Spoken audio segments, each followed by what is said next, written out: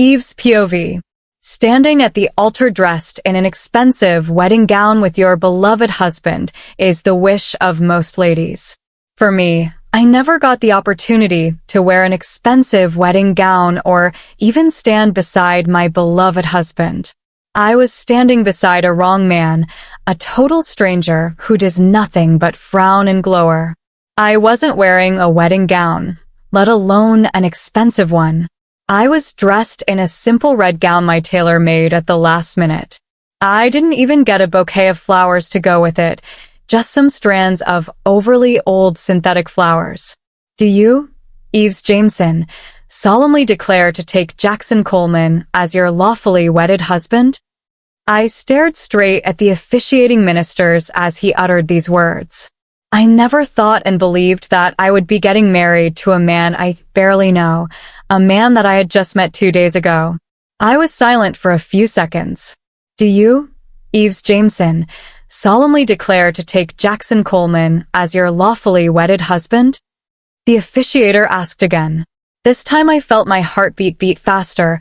I was a little shaky and I turned round to the hall to stare at my only family, my mom and dad. Eve, speak up, my dad said in a hushed tone. I was very much aware that the marriage will benefit my family and I the most. Although I was rushed to marry Jackson, who I barely knew anything about, I was bent on giving in for the sake of my poor parents. I tried my best to swallow the lump on my throat before uttering the words I have been long scared of saying. Yes, I do. I replied with a fake smile on my face. I had to smile. It was the best way to avoid suspicious glances from the people eagerly staring at Jackson and I as we exchanged our marital vows. That's my daughter, my father shouted excitedly. I turned to stare at my excited family. Of course I had to smile at them. I had to do this. The officiator turned to John. Do you, Jackson Coleman, solemnly declare to take Eve Jameson as your lawfully wedded wife? Yes, I do, Jack replied with a cold look on his face. I was certain that he never wanted the wedding just like me. My parents became more excited. Who wouldn't be happy to be in-laws with the family that has the biggest tech company in the country? The officiator smiled. Please face each other. Jack pulled out a wedding ring from his pocket. I could tell that he wanted us to get over the wedding as soon as possible. Then he slowly slid the ring into my finger. I reached for his hand and slid in the cheap wedding ring I bought earlier, and it fit perfectly. I stared at the beautiful wedding ring he bought for me and the cheap wedding one I could only afford. A pang of guilt suddenly hit me. It would have been better if I didn't buy any at all because he stared at the ring dejectedly. We stared at the officiator as Jack held my hands. I now pronounce you husband and wife. You may now kiss the bride. Kiss the bride. I said in my mind as I stared at the officiator. I turned to my parents who were already clapping their hands as getting married to a total stranger is not enough. They also expect me to be kissed by him. I heaved a sigh. There wasn't need to get perturbed. We were married after all. I forced a smile on my face as I watched him lean in and place a quick kiss at the edge of my lips. My heartbeat quickened as he let go of me. I guess a quick kiss doesn't mean much after all. We turned to our family, who were super excited. Congratulations. I wish you both a happy married life, the officiating's voice broke out. I closed my eyes as I heaved a deep sigh. So that was it. I was officially married.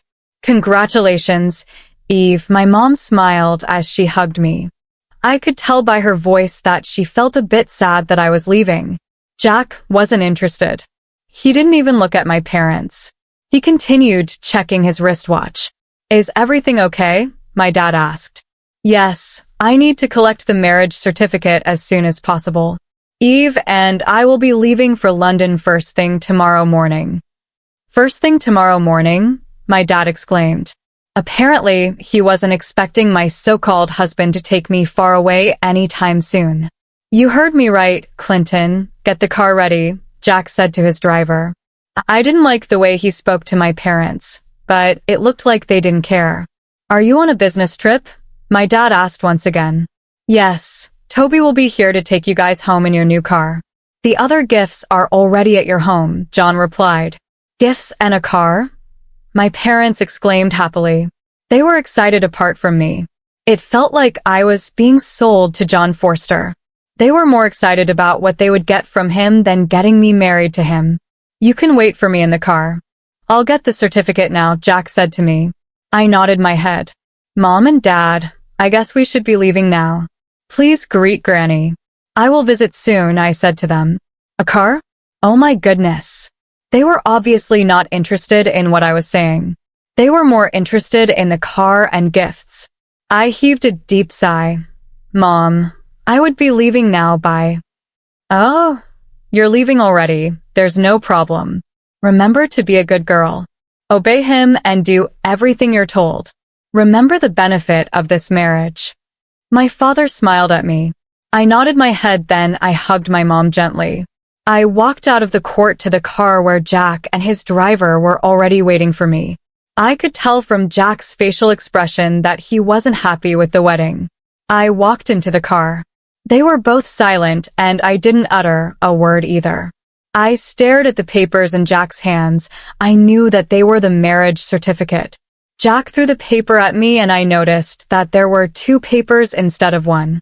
That's our marriage certificate and also our marriage contract. You shall abide by whatever rule that is written there, he said. Then he instructed Clinton to take us home immediately. On our way home, I read through the contract. I was happy that our marriage won't interfere with our personal life. We just have to avoid getting into scandals. I was okay with the contract. My opinion doesn't matter anyway. Arriving at Jack's villa, we alighted from the car. It was the second time I was visiting his home, except that this time I wasn't coming as a guest. We walked into the mansion and I noticed that there was no one at home. It was just going to be the both of us in the house. Do I have to sleep in a different room from yours? I asked gently. He frowned at me. I know for sure that he doesn't like such an idea. Ma Grandma will start living with us from tomorrow. I do not want her to have any suspicions about our marriage, so we have to sleep together from tomorrow, but for today, we will both sleep in our separate rooms. I heaved a sigh as I walked into the room he said was mine. I knew for sure that the said room was the guest room. I have always wondered what an actual wedding night looks like. Having fun with your husband and being intimate with each other that very night. I guess my mind was filled up with lots of romantic tales I had read up in the past. I picked up the marriage contract to go through the rules once again. Suddenly I noticed that something was off with the 5th rule. No sex. Jack's POV. After a few months of struggling to get a wife for the sake of my company, it was finally over. But I still found it hard to believe I'm finally married. I heaved a deep sigh before reaching for the duplicate of the marriage contract. I read through the marriage contract. I guess there were few things that needed amendment in the contract, like the no sex rule. I know the reason for our marriage is for an heir for the company, but I don't love Eve and I will never think of having such an affair with her. I dropped the paper on my bed before laying down. I wondered how I'd face the clusterluck I had just created. I can't even hold a conversation with her. If not for the shareholders, I wouldn't have been in such a mess. 2 months ago. Boss, are you ready? The shareholders are already waiting for you in the office. Clinton said at the end of the call. I stared at my wristwatch. I was already late for the shareholders meeting. Get the car ready. We're leaving immediately. I replied before ending the call.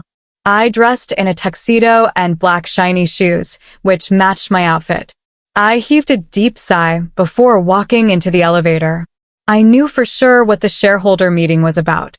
Those old folks just can't wait to remove me as the CEO of my father's company. Clinton was already waiting for me in the garage. I walked into the car and we zoomed off to the company. On our way to work, I noticed that Clinton was very silent, which is strange. He kept staring at me every now and then. What do you want to say? I asked, trying to break the silence. And not aurially. He stuttered. If you have anything to say, Just say it. I scowled at him. It's about the shareholder meeting. The board of directors wants you to get a wife as soon as possible.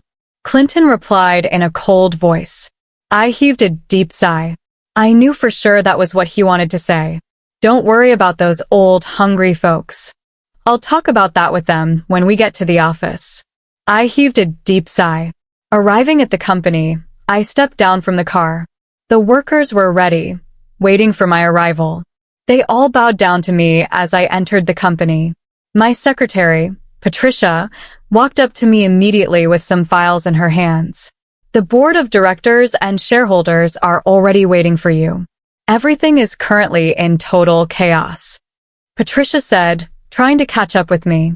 Don't worry about them.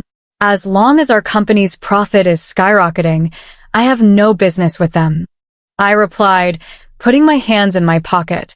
I heard the noises inside the office as I walked in. The men were fighting amongst themselves. I have the largest share and I am the one who has the right to say what should be done. Jason should get married as soon as possible. That is the only way we can know we have an heir for the continuation of this company. There's no need for an heir right now. Jason is too young to worry about marriage. That was an argument between Mr. Tom and Mr. Holland. They've been arguing about this for the past few years. I don't actually care about what they say. I'm never getting married for reasons best known to me. Everyone silent. Allison yelled as we stood at the door. They all turned to me immediately, including the men and women. They stood up and greeted me immediately. I took a deep breath before walking to the podium. I sat on the seat provided for me. I had to address the issue going on. What is going on? Why is everywhere in chaos? I asked. Jackson, you need to get married. We need an heir for your father's company. At your age, your late father was already married. Mr. Tom said as he stood up. I nodded my head. He made a little sense, though. Jackson, you don't need to get married so quickly. You're still too young to worry about marriage. Tom just wants you to marry his daughter. Mr. Holland retorted. I stared at both of them. I knew for sure they never wanted anything good for me. Nobody in the company wants me alive. Mr. Tom wants my family's wealth while Mr. Holland wants me dead. That has always been their plan as rumored by Clinton. The shareholders were divided.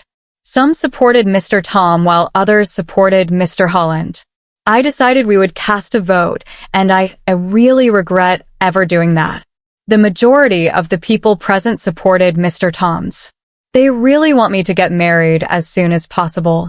Jackson, you are given only 2 months to find a wife. If not, the company will be handed over to your step-siblings. Mr. Tom warned. As much as I don't want to get married, I think I'm more afraid of handing the company over to my worthless step-siblings who won't do anything other than to ruin it. 2 months. Patricia exclaimed. Everyone started murmuring too. Some considered 2 months was too small while some said it's still far. Nonetheless, I don't want to get married. Boss, 2 months is too close. Don't you think they should adjust it a bit? Patricia whispered in my ear. No, I don't think so. They should do whatever they want. I replied. Okay then. Patricia nodded her head. I cleared my throat to disrupt their noise. It's all right, in 2 months it is. But for now, we should concentrate on making profit from our latest investment with K&H Tech. The meeting finally came to an end. I arrived home, waiting for what would unfold in 2 months' time. Everyone was pestering me to get married, including my grandma and my mum. I guess at 29 they consider me old. I went on multiple blind dates organized by Patricia in the first month, but I liked none of the ladies. They were all the same. Ambitious ladies from rich families who were more interested in money than marriage. I kept rejecting all of them. I noticed that time was running out. The first half of the second month is almost gone, and I need a wife as soon as possible. I no longer have any choice now. I arrived from work late at night. I entered the bathroom to take my bath, but I noticed a sudden knock on my gate. I wondered who it could be because my security guard was on leave from work. He went to spend the weekend with his family. I walked out of the bathroom half naked. I only had my towel on my waist. I heard the knock once again. This time around it was too loud. I opened the gate immediately. Who are you and what are you looking for? I questioned with a frown on my face. I noticed it was a delivery girl. She dressed in a short gown and she had her delivery suit with her. She tied her hair in a ponytail and her glasses on the ridge of her nose. She kept staring at me with her eyes wide open. She was stunned at my sight. I never ordered anything. I retorted. "OH, I am truly sorry." She stuttered. I slammed the door without listening to her reply. The knock came again, this time very furious. "What the hell does this lady want?" I yelled. I turned to open the door. "I think this is the right address. This is Jackson's villa, right?" "This is the right address," she said as she pointed at the address on the package. I heaved a deep sigh. "Who is that package from?" I asked. "It says, Mrs. Jackson to Jackson." "I think this is a package from The package mistakenly fell from her hands and hit the floor. The sound of a broken glass was heard. We knew for sure that the package inside it had broken. "I'm truly sorry about this. I didn't know when it fell off my hands." She cried as she bent to pick it up. She looked very clumsy. I sighed as I stared at her as she picked it up. The wristwatch and the wedding ring inside the package is an expensive one and a limited edition. My mom promised to send it from South Korea a few weeks ago. "I'm truly sorry. How can I pay back?" she asked as she held the broken package in her hands. I stared at her for a while. I think she would be of good use to me right now. I never wanted someone expensive. Someone clumsy and stupid would be of great use to me. I don't want to meet the expectations of the shareholders and my mother. "Marry me." Jack's POV. "You heard me right. Marry me," I retorted. The young lady kept staring at me. She was utterly speechless. "Sir, I don't think that's right. I don't even know you, and this is our first meeting," she said, avoiding my gaze. "Yeah, that is the only way you can pay back for this. The item you just broke costs about $3 million. I bet you can never afford that." $3 million? She exclaimed. I nod my head. "I bet you cannot afford that even if you work for 2 years. I smirked. She clutched the tip of her gown tightly. She looked very nervous. "Is there no other option? I can't marry you. I mean, this is marriage, not a joke." She lifted her head. I stared at her for a while. She was very determined not to accept my proposal, but I knew something else that would work perfectly on her. Staring at her, I saw that everything she wore looked very cheap. "You don't want to marry me, right?" I smirked. "Yes," she replied in a cold voice. "Okay then, you can't afford $3 million and you also don't want to marry me. What if I pay you for acting as my wife? Our marriage won't last long, just 3 months, then we'll get divorced. How much will you pay me then?" she asked eagerly. I stared at her. I was quite confused by the change of her attitude. She's just like everyone else. They're all after the money. "Have you changed your mind?" "I didn't change my mind. I just want to know and also think about it. I have no intent dash." "I see. You have no intention to accept my offer, right?" I interrupted. She heaved a deep sigh. "Never mind. I did not accept your offer. Do I look cheap to you? I'm not the type of lady you can easily charm with your money." She scoffed as she folded her arms. "How about I pay you $30 million per month?" $30 million? I can easily pay off my family debt with such an amount. I chuckled gently. This interrupted her statement. "I see for sure that you are not the type of lady who is after my money. You said you have no intention of getting married to me, right?" "I didn't mean it that way. You said the marriage would last for 2 months, and then we'll get a divorce, right?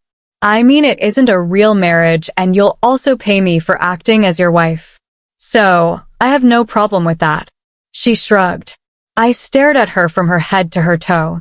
I knew that my mother and the shareholders at the company wouldn't accept her.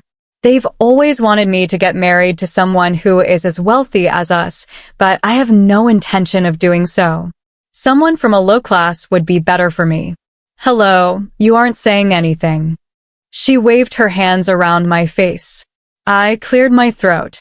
I heard you right, but I think you don't deserve me. Huh? What do you mean by that? You were the one asking me to marry you on our first meeting, and now you've turned to say, "Good night, miss. You can keep the wedding ring and wristwatch with you." I slammed the door at her. I didn't want to act nice to her. I'm not nice anyway. Our marriage won't be an actual marriage, and I won't also fall for her. As long as I keep the company to myself, I don't care about anything else that happens after our marriage. I walked into the room and picked up my phone. I dialed Clinton's number immediately. Boss, why do you call me at this time of the night? It is getting too late. Clinton yawned. A young lady dressed in a delivery jacket just left my villa right now. Make sure you find her and give at least a sum of $10 million to her. $10 million? Clinton exclaimed. Yeah, you heard me right. Also, prepare some gifts that will be given to her parents tomorrow. Time is running out on us. I have to make her my wife as soon as possible. Your wife? A delivery lady? Clinton asked eagerly. Yeah, you heard me right. Good night anyway, and don't tell Patricia about this. I ended the call. Patricia wouldn't like the idea of me getting married to the young lady. I have to keep it from her and also use it as a form of surprise for her. I heaved a deep sigh. Our marriage would be in a few days, and I know very well that her parents would never say no to that. She talked about her parents being in debt earlier. The marriage would also be for her own benefit. I prepared for work the next day. Clinton had already found more details about the young lady. I walked into my garage. Clinton was already waiting for me in the car. What are the details you've gotten about her? I asked Clinton immediately as I entered the car. Clinton brought out a file. He handed it to me. The file contains her photo and other information about her. She comes from a very poor family. She's half American. I stared at the photo for a few seconds. She looks beautiful. I admired her curly hair the most. Did she accept the money? I turned to Clinton. Yeah, of course. At first, she was mad at me for the way you treated her, but she couldn't resist such an amount of money. Her parents are suffering from a huge debt. This is quite an opportunity for her to save her parents from such debt. You don't expect her to resist such an amount of money. Clinton replied. I nodded my head. You're right anyway. I'm glad you got the location of her parents. We should be heading there now. You need to get a lot of things ready. We also need to draft out a contract for our marriage. A contract marriage? Clinton exclaimed. Yeah, I will tell you what to write in it. As long as we abide by the rules, I think we're both fine. Can you tell me everything that is contained in the marriage contract? It was Clinton's voice. Find out what happened in the next episode of this hot tale. Do not forget to subscribe and turn the bell to get notified when I post the next episodes of this mind-blowing tale.